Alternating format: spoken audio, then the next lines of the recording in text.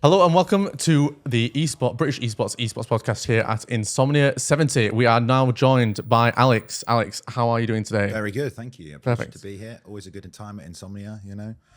Very warm, as always. Well, it's nice. The first bit of sun sort of come out, and it always happens right around Insomnia. So it lifts the spirits, I think. It's fun. It's always funny. I feel like Insomnia, it's always when the sun's out and we're all stuck inside. It's like the perfect time people for the do sun to say come out. that. Well. It's like you walk across the grounds, lovely, and then you're inside for like 7 hours. So for people who don't quite know who you are, would you mind just introducing yourself and telling us a bit about what you do, first of all? Yeah. What's up, everybody? So I started streaming on Twitch about 8 years ago, doing RPGs, things like that. Then I got into the combat sports esports scene. So there wasn't really an esports scene for games like UFC games and Fight Night. So me and two other guys kind of formed an organization, a community-run league. And then we just built from there. And then we started working with the UFC and running their esports league. And now we do events, every weekend in season and just work with other games when they come up, and Nice. Good time. So just to get a bit more granular with that then, how did esports first come about for you? How did you first get introduced to esports? Wow, okay, so I think first time I saw any esports was a game called Heroes of New Earth. Oh, yes. HON, back in the day, maybe 2010, 2011. And I get introduced to esports casting for the first time, which is a crazy high pace, and it just ups the energy for it. And I remember we got to play in they had a global tournament that anyone could join if you had a team of 5, and we ended up playing one of the best teams, like MSI, I think it was, just because of how the brackets worked out, and it was commentated, and from there we that was my first exposure to esports as an industry. And then I remember the MMA game out at the time was a game by EA called EA MMA, and it was before EA worked with the UFC, because they do now, they make the UFC games.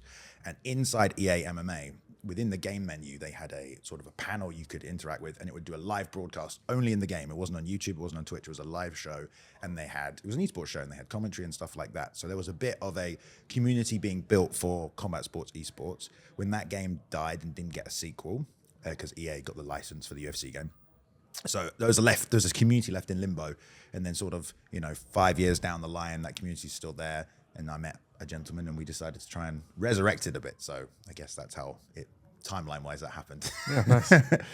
So where did the idea for the Esports Fight League come from? So I guess that's kind of off the back of that, right? So I think the problem with combat sports games, I say combat sports games because this is kind of a strange crossover right now, because it's a sport. Obviously, there's FIFA esports as well, which I think are obviously quite different from FPS esports. Well, but there's such a high level for entry with the combat sports games, like the UFC games. Very, very difficult. You can't pick up and play and button mash, because there's all these consequences. Like you miss 2 punches and you lose all your stamina, and then someone will just annihilate you, basically.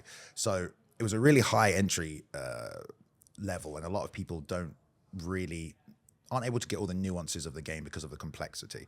But when you put together 2 high-level players and put it on a platform to people to watch, not only is it entertaining, because you're watching, as is with all esports, the best fight the best, but then you're also getting a sort of education in the game as well, in a way that many people sort of don't, right? So we wanted, I think, to educate the fans, also showcase the game at the highest level, and just give a platform for people who, wanted to play the game and couldn't really, showcase their skills, because it's one of those games where people put thousands of hours into it, but the competitive community didn't exist, and there's a lot of drama in any one-on-one esport. I find it's pretty good. So yeah, I always find that, fighting games especially, like you say, there's always the rivalries, the drama, the smack talk. It's really fun. Yeah, the smack talk's good as well, and it can be so back and forth as well, like comebacks and stuff like that. I suppose it's the same with any esport, really, but I think that hopefully answers the question. Okay. Yeah, absolutely. So over the course of this career that you've had, then is there any particular highlights that stand out, or any personal achievements that so we did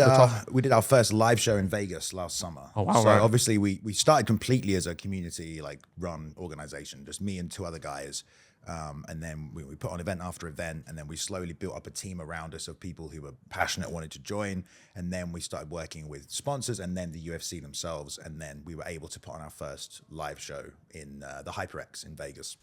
So that was last summer, and because we'd been running the league for about 4 or 5 years at that point, it was an opportunity for these players who had been fighting each other like in our big competitions all over the world to actually meet in person, sit on a stage next to each other with controllers in hand. And, we had guys coming from, Sweden, different parts of Europe, obviously, as well as because it was in Vegas, right? So people coming from all over, people bringing their mums. I mean, obviously that happens in every esports event. But for us, it was special to finally have these high-level players on the stage. And we also could have, shoot it and make a nice promo package to help promote future events as well, which is good as well. But it's been a slow growth for us, but from nothing to the point of putting on our own events without like the help of anyone else, it's been quite like a fun journey. Like that was a big moment for us for sure. Oh, yeah, fantastic stuff. So you sort of touched on it in your earlier answers, but how is the Esports Fight League sort of aiding the fighting scene in esports? I mean, that's a great question. Wow, thank you for leading that into such a nice place as well. Well, I guess there wasn't one, right? So that's why we built it. There literally wasn't one. Like there's obviously esports for a lot of stuff, but when it came to like boxing video games or the UFC video game, there wasn't a competitive scene. So I feel like we built one, which is kind of nice to know. And now there's other leagues that have started as well. So I feel like we did our best to put on the best show possible with the highest quality, the like standard of possible, and as professional as we can make it. And then to see all these other leagues pop up and just kind of I'm not trying to toot my own horn, but obviously maybe take some inspiration from what we've been able to do and then develop their own leagues. It's been really nice to see. So yeah, can you talk a little bit about your experience casting as well for UFC esports? Like how has that been? I mean, I absolutely love it. I remember when I did the first show we ever did. I was very so I do play-by-play, right? So it's like you're calling the action as it happens, and in fighting that's quite intense sometimes, especially in a video game fighting because there's lots of combinations and stuff get thrown out. But I mean, for me, it's been 5 years of doing that, and then I've now moved that into actual MMA casting as well at like proper shows, real life, not esports, just for anyone who's confused about that. So like it gave me a ton of experience to do that.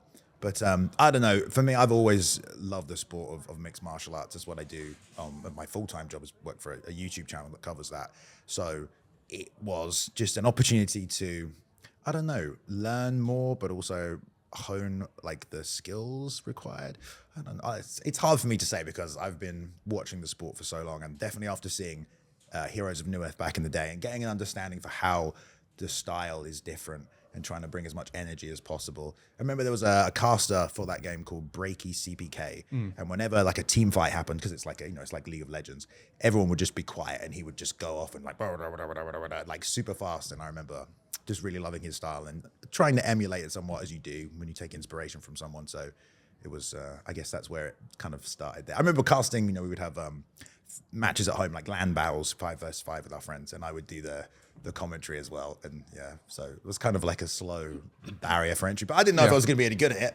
I mean, we formed the league and I was like, can I do the commentary, guys? I'll give it a go. And I did it, and everyone was like, oh, great job. So I just kept doing it. Stuck with it then, yeah. Yeah, basically, it was all right. So having spoken between us to casters across so many different games, we actually haven't spoken to many casters for sort of fighting and combat sort of games. So how do you go about preparing for a cast? Oh, well, I mean, it's quite fun actually, because there's so much expression involved in the combat sports games.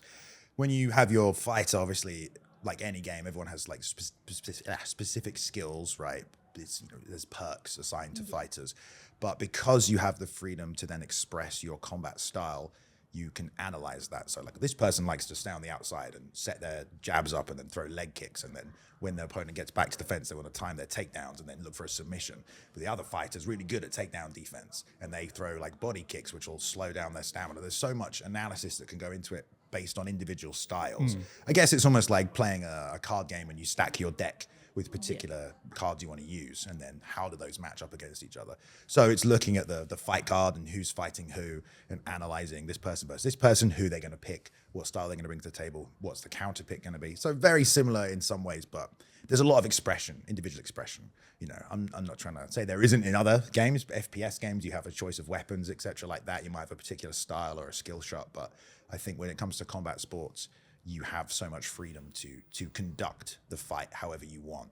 and you have so many options, and then round after round it changes and people adapt. Like, oh, this person's putting a lot of pressure now. This other person's going to either, adjust to that and try and stay more evasive and try and slip and throw shots, or maybe they're going to switch and start trying to grapple and take them down. So there's a lot of there's a lot of fun and diversity to tactics. Yeah.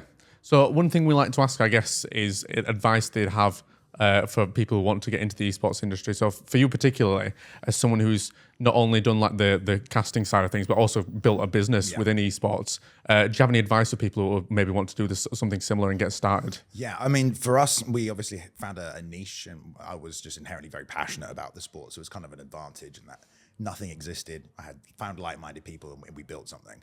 You could definitely still do that.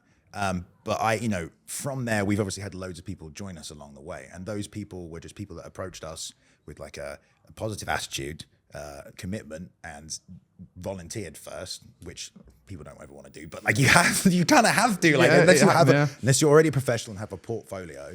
And I was enthusiastic about getting started. I've always been enthusiastic about it. Everyone who came to us to volunteer has been so enthusiastic. Like, I want to do this. Please let me do this. Like, if you don't want to volunteer, then I understand.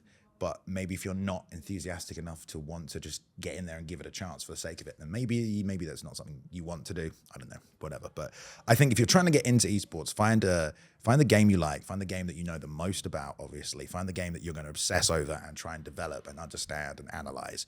And then find a league that maybe you're ready for a big show. Maybe you've got experience in that, or maybe you just want to get some like mic time in if you're doing commentary, or some hosting time in. Find a league that's looking, or maybe at entry level, and just ask, reach out to them. Even if they won't respond to you, then go in their Twitch chats, go in their live streams, interact with the community, join the Discord. Just try and assimilate yourself into the community until you get the chance to ask for an opportunity, really. And it's not easy. It takes a lot of time, but that's kind of how it goes, right? Like, yeah, I think I can speak to that a bit personally as well. Like, volunteering for British Esports was where I started before this became a full-time gig. And it's absolutely that. I think people underestimate sometimes how much it can make a difference. Not only just like, applying, but also just being part of the community and being that involved 100%. And active as well. Yeah, I think it's something that don't miss out on that opportunity. Yeah, if that's one thing to take home from this, it's, if there's a community you want to be involved in, get involved with that community if you're not already, and interact and get to know the people who are part of that. Yeah, I think as well, like, even if it's all time on the clock as well. It's all like hours of experience. So even if you can get like a really like terrible show that gets 10 viewers, you've still got the time on the mic or whatever. Yeah, exactly. Yeah. And once you get to the bigger opportunities, you're going to have this whole catalog of experience. And there's one I always say that I like that quote. They can never take that experience away from you. Like maybe people can turn you down for the job, or maybe people could, not like your style. But if you've got 1,000 hours, no one can ever refute your 1,000 hours of experience. So, and you'll be ready for the big show when it comes, which it will if you work hard. Nice. Like these two. So our final sort of roundup question for this section for you is like, if you could, in terms of casting, if there's one skill that someone needs to have to be a good caster, what is it? Wow. Oh God. Well, I always like a good rhythm or a good cadence. If you're a play-by-play person, be able to like follow the words through and make it entertaining. And I guess that also comes with like off-the-top improvisation, just to be able to interpret what you're seeing into some kind of creative, entertaining like sentence. But then again, if you're on the other side of thing, if you're an analyst side of thing, then you've got to have the confidence to express your opinions. But obviously, they have to be backed up with knowledge as well. Yeah. I think one thing people should. It's easy to be really critical, I think, when you're casting, because you're like, they shouldn't be doing this, or X shouldn't be doing that. The reality is they're playing the game. So I think staying impartial is probably one of the more difficult skills to try and master. But if you can get an impartial analysis down, I think that could be really helpful. And also, you got to explain it to everybody at the same time. You got to explain it to like the new people and also the experts. So finding the balance in your terminology, I think it's not necessarily difficult, but that's something to aim for as well. Awesome. So now we are going to move on to our current favourite section of the podcast. It's a quiz, is it?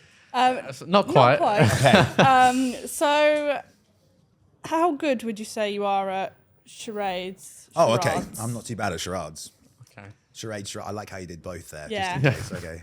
Someone who was it that got confused when I said charades? Like, oh, do you mean charades? Like, yeah. Yeah, same thing. I think it's a northern southern thing, you know what I mean? Maybe. I assume so, yeah. I'm northern, I say charades, but you'd say charades even still, wouldn't you? In the I audience? say charades. Yeah. I don't even know what I say now because we've said it too many Yeah. times. So, charades. Yes. We are basically going to show you an assortment of game titles. Okay.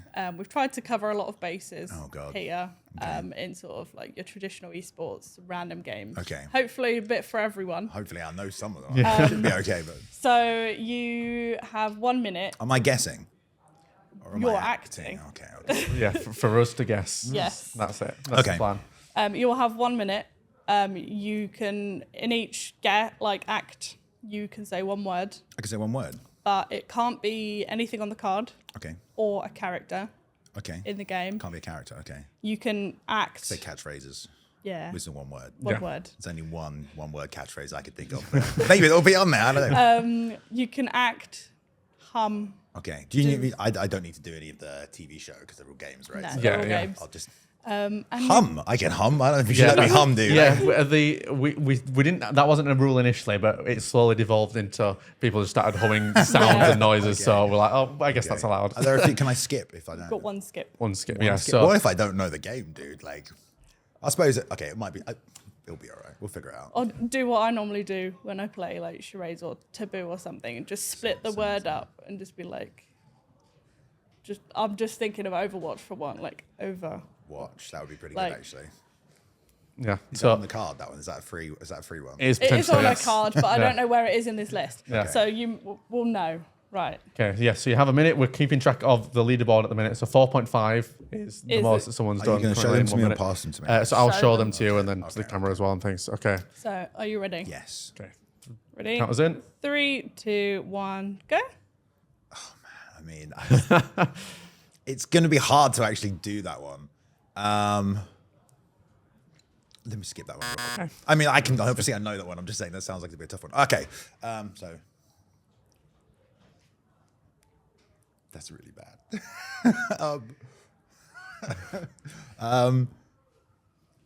Sound. Yeah. So, cup. No. T. T. It sounds like T, but this is the first word. Wavy. T. Yeah. T. I'm gonna get none of these apparently. It's probably our fault though. I guess the third word, right, would be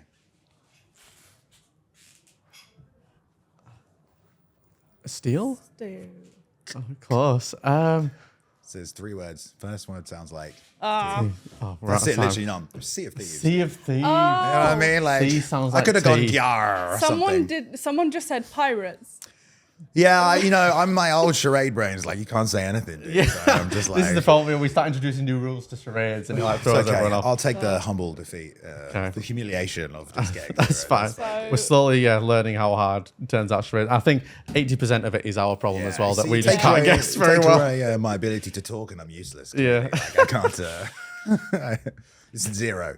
I'll take it. Unfortunately. Bottom of the leaderboard's fine for me. Anyone else got 0? What? Someone else got 1. That would be a... Yeah. I wouldn't be surprised if we get some more 4.5. zeros, That's though, pretty good. Yeah. Are they just saying words? So we gave the point. They got 4 like easily, but we gave the 0.5 to her because she did Rainbow Six, but just went like this and said gay.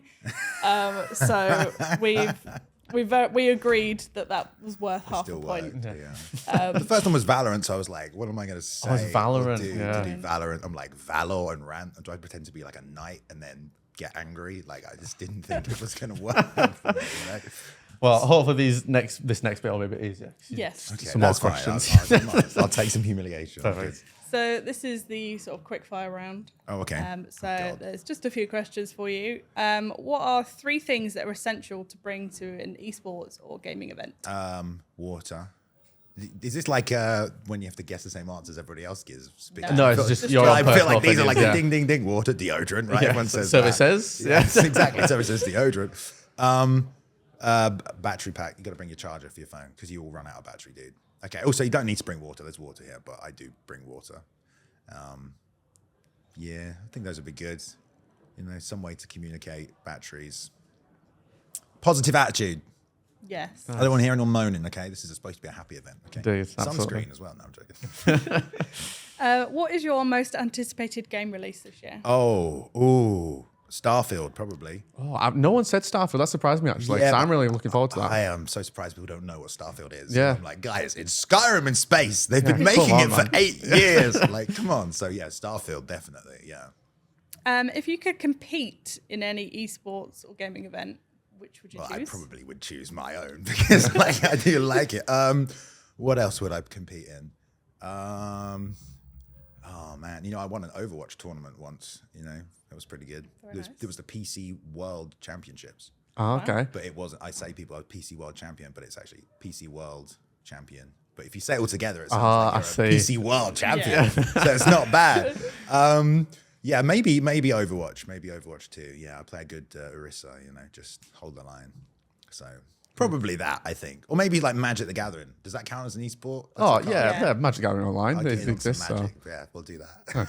And then if you could attend any esports or gaming event, which would you choose? I've never been to DreamHack, and I would love to go to DreamHack. Because that's been one that even back in like 2011 when I first started watching Heroes of New Earth and stuff, that was like the event, DreamHack.